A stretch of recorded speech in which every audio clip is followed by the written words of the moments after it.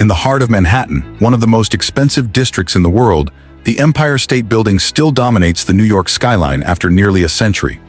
Standing more than 380 meters tall, with 102 floors, and having held the title of the world's tallest building for nearly 40 years, this structure is not merely an architectural icon. It is a symbol of America's ambition during the Great Depression. What is hard to believe is that this tower was completed in just over 1 year, at a time when there were no computers, no modern construction technology like we have today.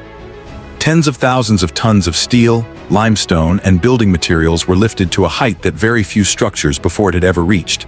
So how did engineers of the 1930s manage to build such a megastructure? Join Mandarin Tech as we explore the story behind the Empire State Building, the tower that changed the history of skyscraper construction around the world.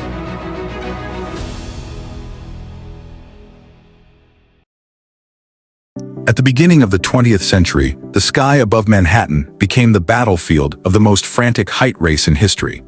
Towers such as the Chrysler Building, 40 Wall Street, and the Empire State Building were constantly competing for the title of the world's tallest building. Something that, at the time, represented not only engineering, but also economic power and America's ambition. After the stock market crash of 1929, many believed the skyscraper era had come to an end. But instead of stopping, New York rushed into an even more insane project.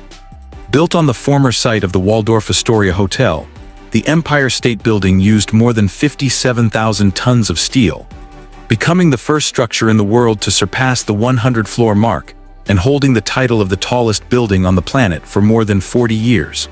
The mast at the top of the tower was even originally designed as a docking station for Zeppelin airships, turning the Empire State Building into the most insane airport in the sky of the 1930s. To turn the ambition of reaching the sky into reality, on March 17, 1930, workers began drilling and blasting through the extremely hard schist bedrock of Manhattan.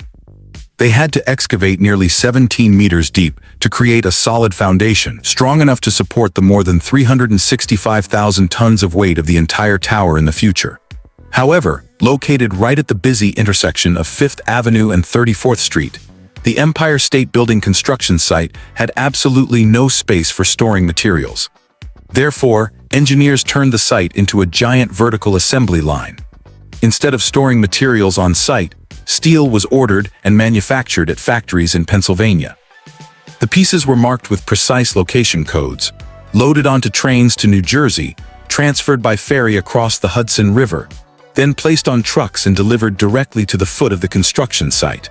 Not only that, since there were no modern tower cranes at the time, engineers used a system of derrick cranes combined with steam hoists and a network of narrow-gauge railways temporarily laid directly on the floors under construction.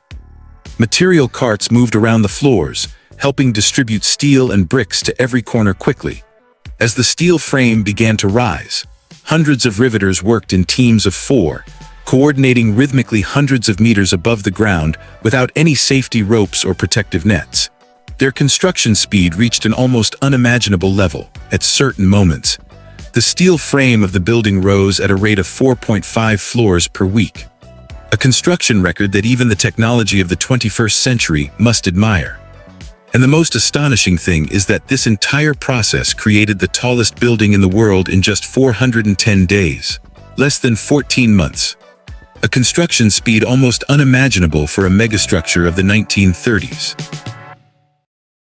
Empire State Building was not only a construction marvel, but also tied to a bold idea: turning the top of the tower into a docking station for commercial airships.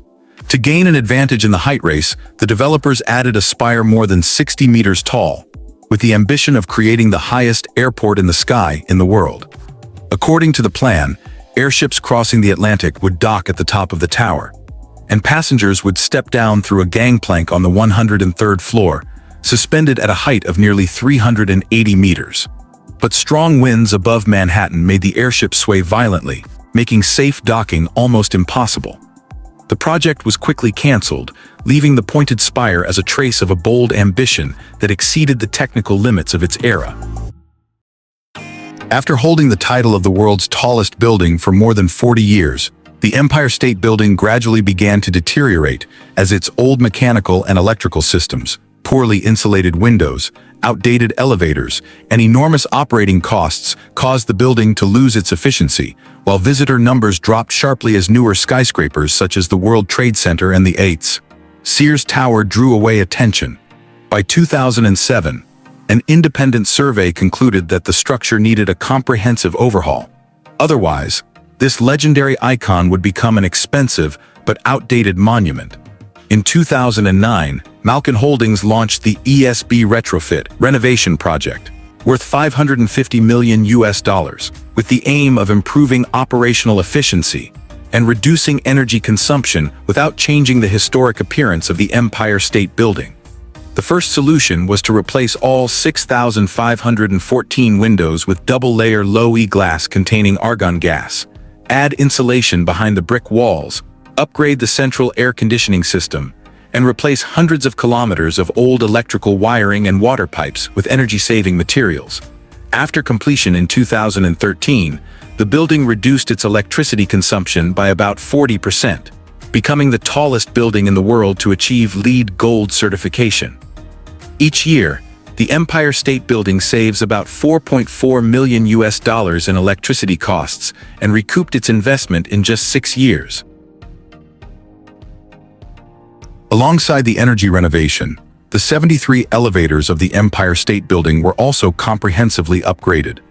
Among them, 52 passenger elevators were replaced with a new Otis system, increasing their speed from 366 meters per minute to 550 meters per minute. The freight elevators and service elevators had their motors and cables replaced, while the 8 elevators leading to the observation deck were upgraded into glass cabins. The entire process took place outside working hours, without affecting 5,000 office employees as well as 4 million visitors each year. Beyond the technical upgrades, the observation decks on the 86th and 102nd floors, where 4 million visitors arrive each year, were completely redesigned. Visitors no longer simply take the elevator to a high floor and look at the view, but are guided through interactive exhibition spaces that recreate the construction history, operating process, and cultural symbols associated with the Empire State Building. When they step out onto the observation deck, the full panorama of Manhattan appears at a breathtaking height, from Central Park and the Hudson River to Lower Manhattan, helping the building continue to serve as a legendary viewpoint of New York. Nearly a century has passed, and the Empire State Building is no longer the tallest building in the world. Yet in Manhattan today, where glass and steel supertowers continue to rise, this structure still holds a special place that very few modern buildings can replace. Technically, the Empire State Building is a classic lesson in how to manage a megaproject. Its vertical construction assembly line, overlapping construction method, and ability to coordinate materials with hour-by-hour precision showed one thing: the limits of engineering do not lie only in machinery, but in the way humans organize and control the entire process. Culturally, the tower is a symbol of resilience during a time when America had fallen into the Great Depression. It was built not only with steel, stone, and concrete, but also with the belief that humans could still create something great in the middle of a crisis. And when it was upgraded with energy-saving technologies, smart elevators, and modern operating systems, the Empire State Building continued to prove that an architectural legacy does not need to remain frozen in the past. It can change, adapt, and continue living with the future. Located on the same island of Manhattan, the Empire State Building and Steinway Tower represent two entirely different eras of New York. If the Empire State Building is the symbol of the steel skyscraper age of the 20th century, then Steinway Tower represents a new chapter. The era of slender, super-tall towers, where modern engineering must conquer not only height, but also the limits of balance. Located on Billionaire's Row, one of the most luxurious and expensive streets in New York, where super-tall skyscrapers stand tightly packed beside Central Park, the area has become a golden address for the world's ultra-wealthy, while also serving as a battleground for height, design, and prestige among the most ambitious real estate developments on Earth. The project was developed by JDS Development Group, Property Markets Group, and Spruce Capital Partners, with design by shop architects. Their ambition was to transform the tower into a new symbol of the Manhattan skyline. The development was built behind Steinway Hall, a historic building dating back to 1925 that once belonged to the piano company Steinway and Sons. Instead of demolishing the entire original structure, the architects preserved its classical Beaux-Arts facade and integrated it into the podium of the new super-tall tower. Upon completion, the building rises 435 meters with 84 floors, becoming one of the tallest residential towers in New York, while also establishing a new benchmark for the concept of super-tall slenderness in modern construction. Unlike most super-tall towers in Manhattan that combine offices, hotels, and commercial spaces, Steinway Tower was developed almost entirely as an ultra-luxury residential skyscraper for the world's billionaire elite. From the very entrance lobby, the building was designed more like a luxury hotel than a conventional residential tower. The interior uses marble, bronze, natural wood, and warm lighting systems to recreate the classic Art Deco style that defines historic New York architecture. Because the number of residents is extremely limited, the entire lobby area was designed to feel quiet, private, and almost completely separated from the chaos of Manhattan outside. Inside the tower, the residences feature high ceilings, massive floor-to-ceiling glass walls, and panoramic views overlooking Central Park and the New York skyline. Many apartments occupy entire floors, creating a sense of complete isolation hundreds of meters above the city. Steinway Tower also includes a wide range of ultra-luxury amenities, including an indoor swimming pool approximately 25 meters long, a fitness center, spa facilities, private dining rooms, resident lounges, and high-end concierge services operating continuously like those found in international five-star hotels.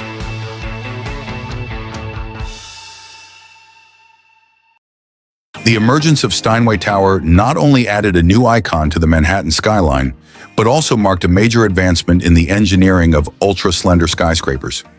With an extreme slenderness ratio of approximately 1:24, the project demonstrated that the traditional limits of height, structural stability, and building movement could be pushed far beyond previous expectations through modern structural engineering technology. Beyond its engineering value, Steinway Tower also reflects the dramatic transformation of New York's ultra-luxury real estate market, where residences suspended high above the city are increasingly becoming global symbols of wealth and status. However, the project has also generated significant controversy, with critics arguing that it contributes to rising Manhattan property prices and alters the city's historic skyline. Even so, Steinway Tower is still widely regarded as one of the defining landmarks of the modern era of super-tall, ultra-slender skyscrapers. Although Manhattan today has entered the era of slender super-tall towers like Steinway Tower, the Empire State Building remains the symbolic starting point of New York's dream of conquering the sky.